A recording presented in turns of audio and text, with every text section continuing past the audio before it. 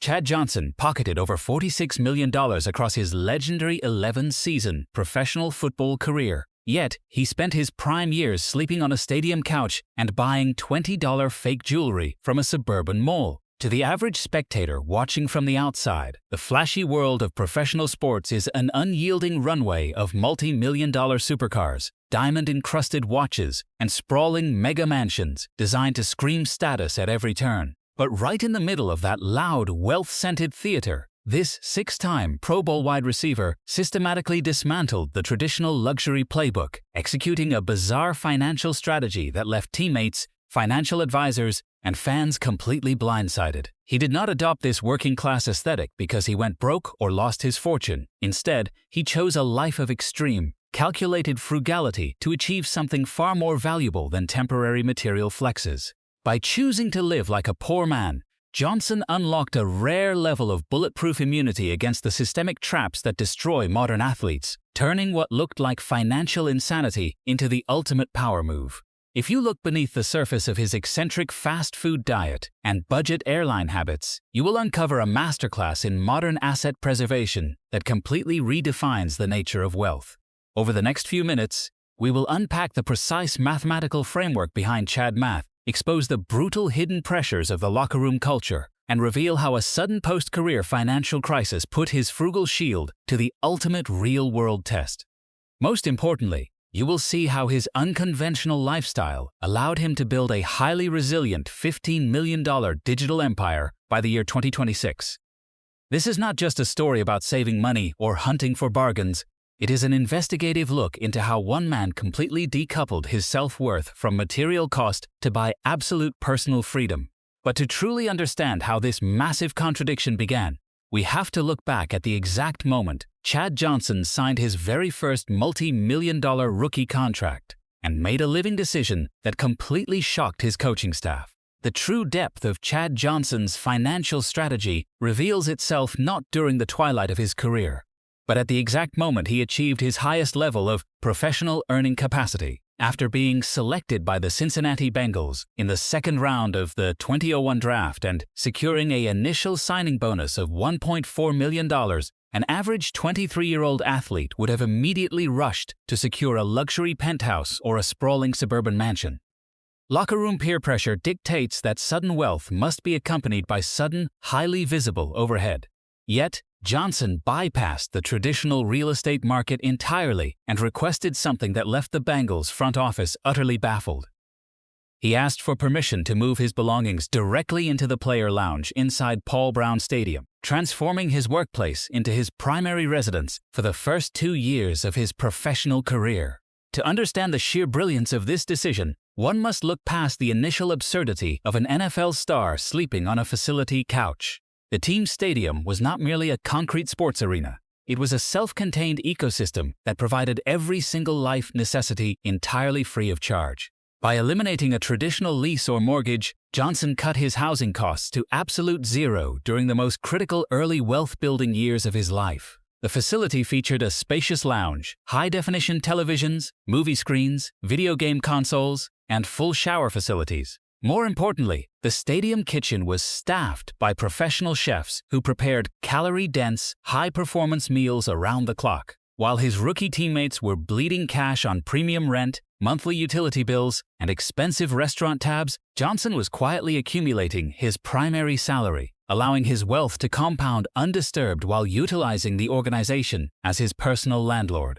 Beyond the immediate financial preservation, this stadium residency served as an ingenious psychological and social guardrail. The transition from college poverty to sudden multi-millionaire status introduces an immediate threat vector that has historically bankrupted the most talented athletes in the world. High-luxury apartments and gated communities are highly vulnerable to the influx of old high school acquaintances, unvetted business managers, and extended family members looking to establish a permanent residence on the player's dime. By living inside a heavily fortified NFL stadium, Johnson built an immediate impenetrable filter against these financial dependents. Stadium security protocols and active surveillance cameras meant it was physically impossible for him to host late-night parties, invite crowds of non-professional hangers-on, or establish a chaotic domestic environment. His living situation forced an absolute, non-negotiable focus on the game of football. He woke up, stepped directly into the film room, walked onto the practice field,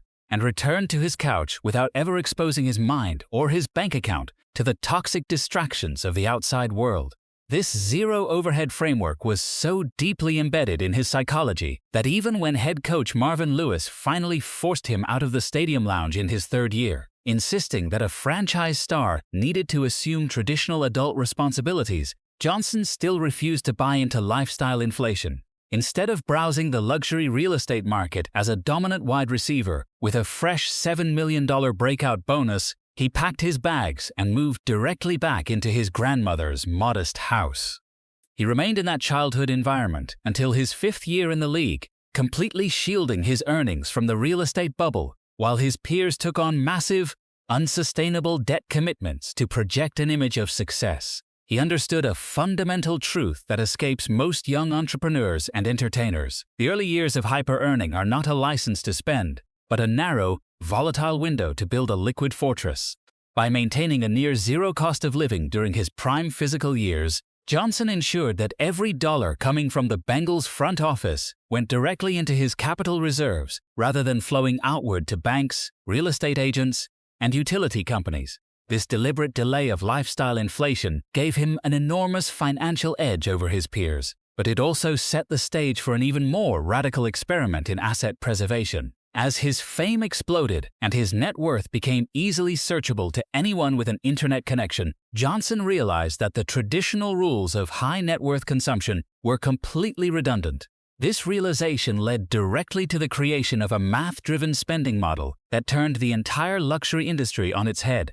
Starting with a $20 purchase at a local jewelry store that completely broke the cost signaling playbook. To truly understand how Chad Johnson systematically protected his millions, you have to look directly at the math driving his everyday choices. In the traditional playbook of the ultra-wealthy, the very first move after signing a multi-million-dollar deal is to buy a high-end luxury vehicle. Imagine an athlete walking into a dealership and dropping $200,000 on a brand new supercar.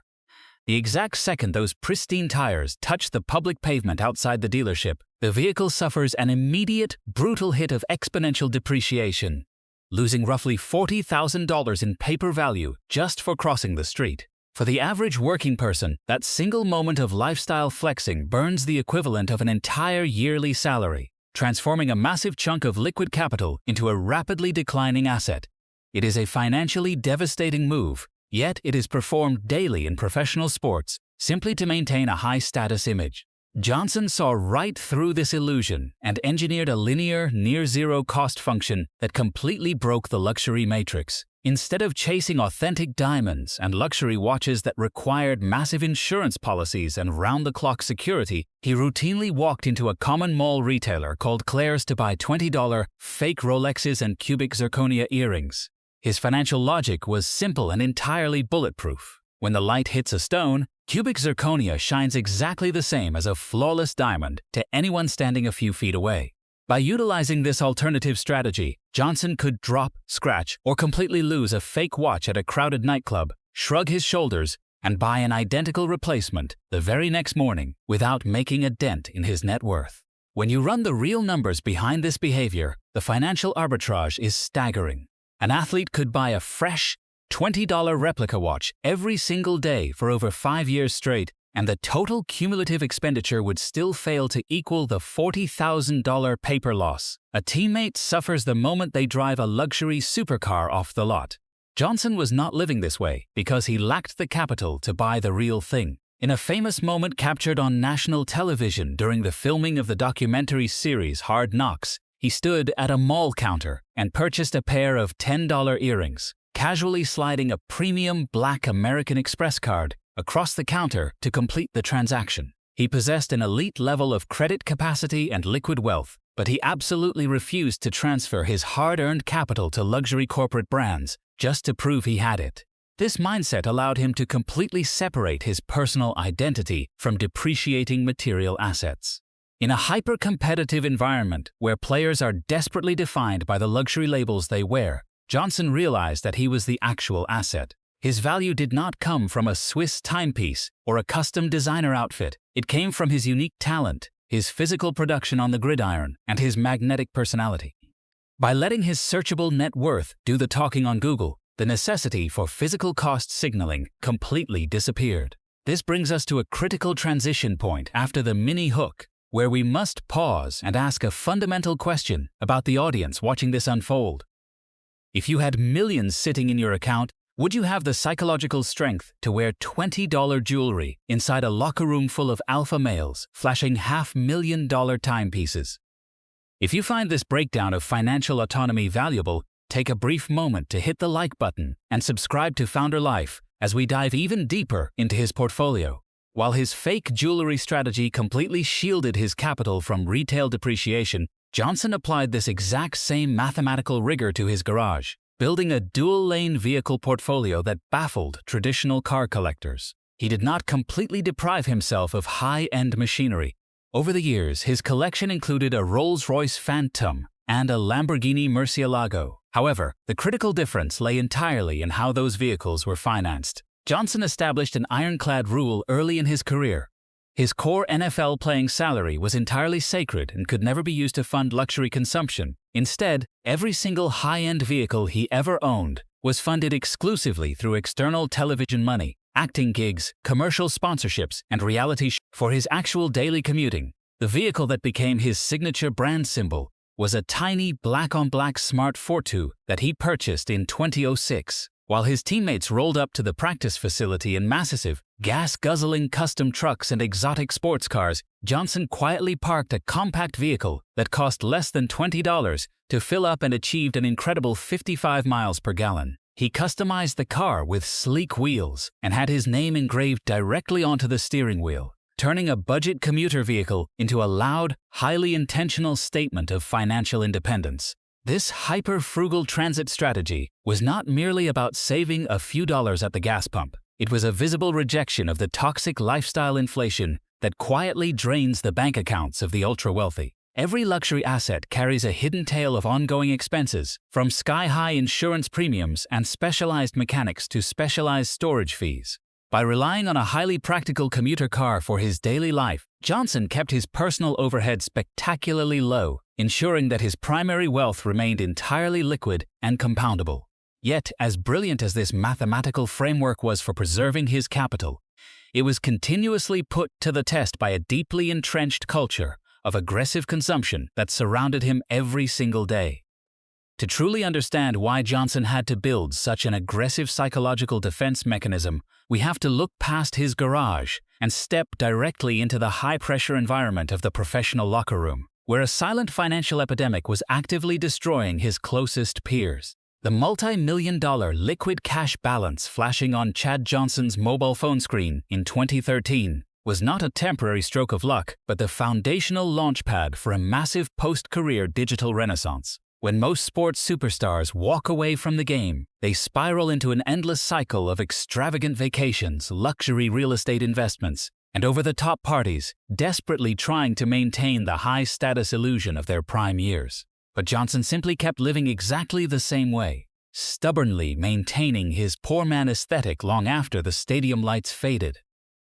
If you scroll through his digital presence all the way up to the current year of 2026, you will not find flashy displays of wealth or desperate luxury flexes designed to win public approval.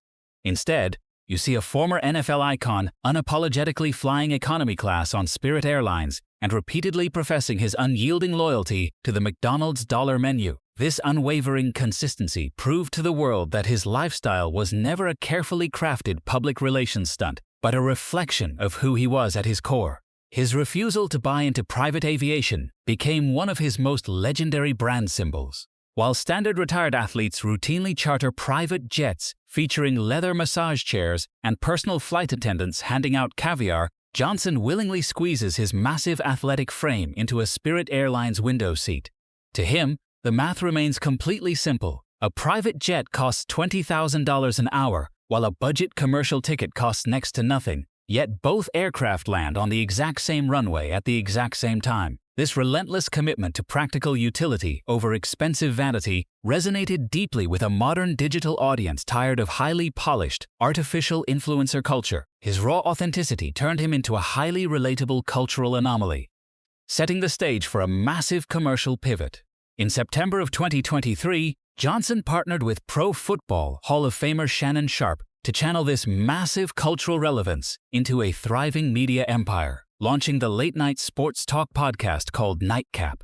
The digital talk show immediately exploded into a massive commercial hit, rapidly ascending to the absolute top of the global sports podcast charts. The natural, unscripted chemistry between Shannon Sharpe and Chad Johnson was built entirely on their intensely contrasting lifestyles. Sharpe represented the traditional, highly structured luxury aesthetic, operating as the perfect foil to Johnson's proud, budget-conscious lifestyle.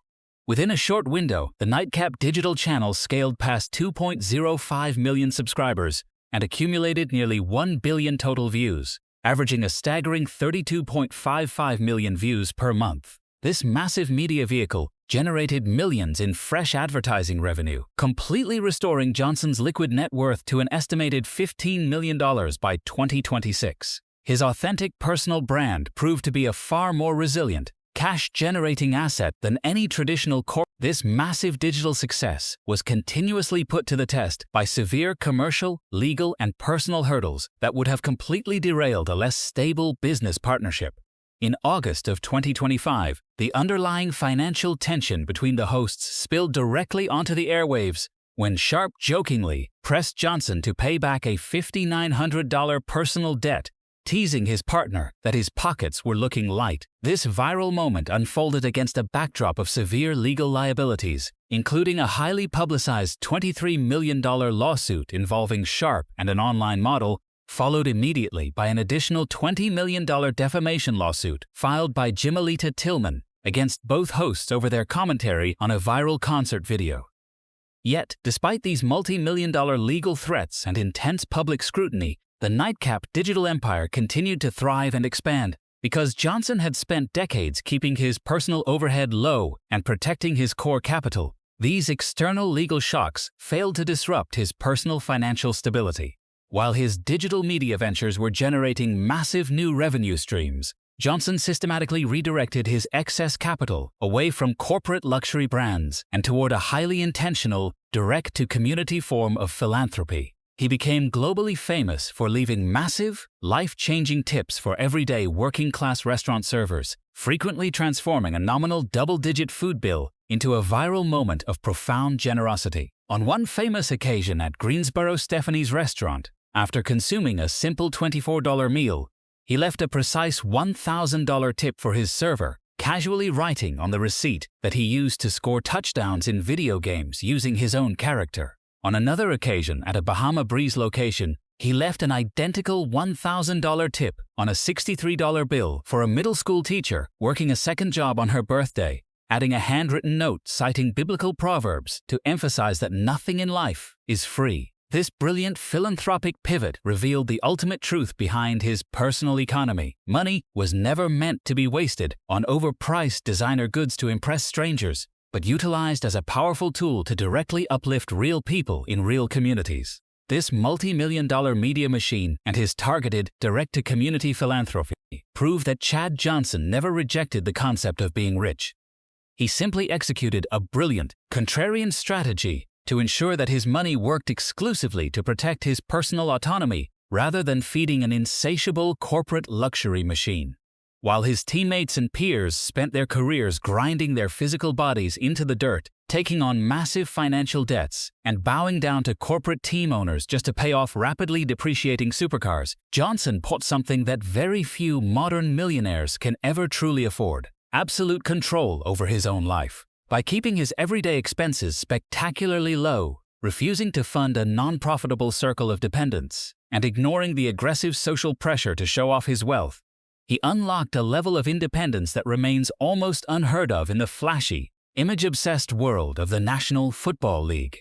When you strip away the eccentric fast food diet, the budget airline flights, and the $20 mall jewelry, the ultimate legacy of this sports icon is a powerful, highly practical blueprint for modern asset preservation. He proved that true wealth is never measured by the luxury labels you display to impress strangers on the internet, but by the quiet ability to live life entirely on your own terms. Whether he was sleeping on a modest stadium couch during his prime earning years, navigating a severe post-retirement cash deficit without entering bankruptcy, or building a thriving $15 million digital empire by the year 2026, Johnson consistently demonstrated that money is meant to be the strongest shield protecting your personal freedom. He entered a VIP room full of peacocks, desperately trying to outstrut each other with expensive, shiny feathers, and he completely dominated the game while wearing simple sweatpants and slide sandals, proving that complete self-alignment is the ultimate power move.